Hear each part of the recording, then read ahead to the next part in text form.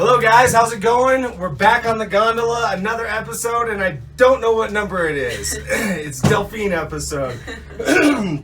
Speaking of which, this is my transaction coordinator, Delphine, and I have zero idea why I haven't had her on yet.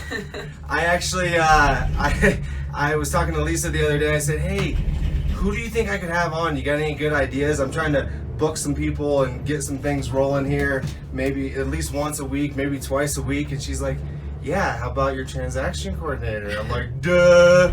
So, Delphine, welcome on. Thank you. Hi, everyone. Good to finally have you. Glad to be here. It's been a while.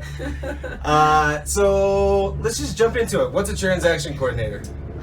So what I do is I help the agents and the clients once a property goes under contract to closing. I push papers, talk to people, phone calls, just kidding. But actually help out, getting earnest money where it needs to go, disclosures, scheduling inspections, talking to surveyors, talking to lenders, title companies, the whole shebang. And I help the agents make sure that we meet our deadlines and get to the closing table. Yeah, you're pretty much helping us out from when we go under contract till we close, and everything in between. So for anybody that wants to say, oh, good job, Scott, you're such a help, and here's a pat on the back, that's all her.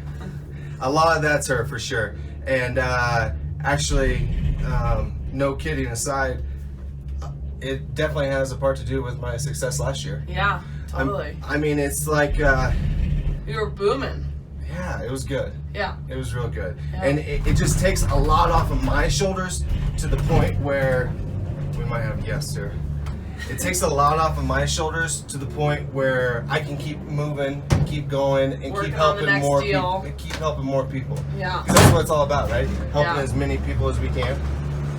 Yeah, helping as many people as we can. We go on our own? Line? Okay, thanks. Kind of rude, but we're making So a you're video, not right? helping people. Touche. We're not helping those people get up to Peak 7 from Shock Hill. That's true. That's right. But that is what it's all about, is helping as many people as we can, and taking a lot lot of that, the deadlines and behind the scheduling computer, things, behind the scenes behind stuff. the scenes. That's the best way to put it. When he can be out there talking to people and doing open houses and meeting new people, I'm there behind the scenes, sending a lot of emails and bothering who I need to bother. And she is good at her job. I've had clients give her gifts. I've had clients write her thank yous. It's a tremendous help to me, but it's also a great service to the client. Number one question, or what's the number one hiccup in the process, or maybe the most stressful for clients, buyers and sellers? Buyers and sellers. Well, what's nice about this position is every transaction is different. My transactions with Scott, every single one we've had has always been different, which is nice. I know a lot of first-time buyers, especially, are nervous about deadlines and getting deadlines, and they're like, "What's this? I don't know what record title is," and all that kind of stuff. So we help people walk through it.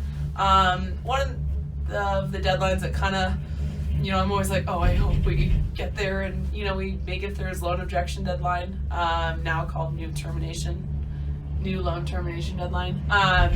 Just making sure that the buyers, get their loan approved so they can buy this house. They've gone through X amount of days, 40 days, 30 days, and then they find out they can't buy the house because of a loan. It's a little heart-wrenching, but luckily I haven't had any non-approvals. So that's one of the biggest things for buyers, I'd say, is loan. For sellers, just make inspection stuff. Agreeing on something for an inspection.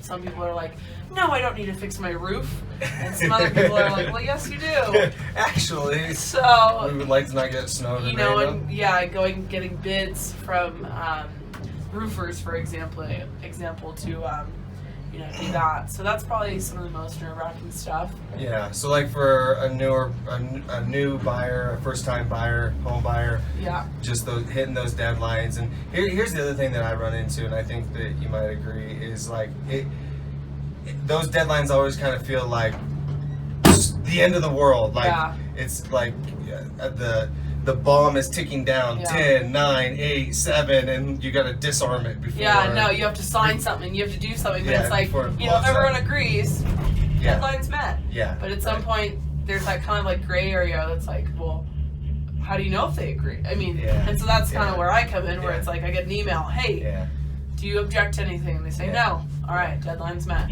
Yeah. Moving on. And as far as the inspection objection and the inspection resolution and the negotiations that go in there, so like I'll step in there and I'll still be doing all that, and so Delphine might be sending emails and corresponding, or I might ask her to send an email to a buyer saying, hey, this is what the seller said, or this is what the listing agent said. I don't do the negotiating. I just kind of say, hey, here, this is the objection that we have. This is what it is. This is the resolution. This is what we have. Sign it if you agree. If not, we'll contact Scott and change whatever we need to change. Right. Like I said earlier, I just push documents, push disclosures, making sure things are signed. But as far as negotiating, it makes the process so much more smooth. Not only for myself, but also truly for the clients, and just having that open line of communication, not only with myself but also with Delphine, is much appreciated. Thank you. Thank you. We're at the top, guys. We'll talk to you later. later. We're gonna go ski like this. See ya.